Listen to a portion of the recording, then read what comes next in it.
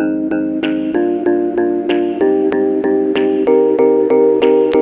priori, au niveau des chiffres, je pense que l'objectif de 20 000 visiteurs va être atteint et dépassé. Je pense que ça montre bien l'intérêt croissant des agriculteurs pour l'agriculture biologique. Alors pas seulement les agriculteurs en bio, mais aussi l'ensemble des agriculteurs qui viennent voir aussi au travers des pratiques en agrobiologie, comment ils peuvent adapter ces pratiques-là aussi chez eux pour, même dans le conventionnel, participer à la réduction d'intrants ou à une gestion un peu différente de leur exploitation.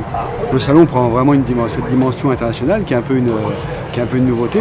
Chaque année, il y a plus de délégations étrangères, ce qui montre bien, et heureusement d'ailleurs que cette prise de conscience n'est pas uniquement française, mais est européenne et internationale, et ça va, je crois, dans le bon sens. Et c'est bien que s'il doit y avoir un salon international sur le bio, qu'il soit en France et dans la Drôme, c'est formidable. La transition vers l'agriculture biologique s'accélère depuis quelques années. Là. Bon, au début, on a bien vu que le salon était un peu confidentiel. Bon, maintenant, y compris quand on voit tout le parc de matériel maintenant qui est exposé, ça veut dire que les constructeurs ont bien pris conscience aussi qu'il fallait des matériels spécifiques pour accompagner les agriculteurs. Et bon, maintenant, les marques se concurrencent un peu, ce qui est très bien aussi en matière d'innovation.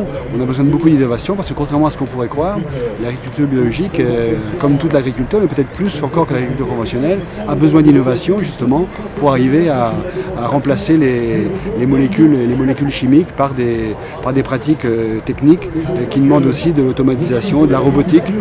On a maintenant plein d'entreprises qui présentent du matériel dans ce sens-là, et c'est tout à fait dans le bon sens. Thank you.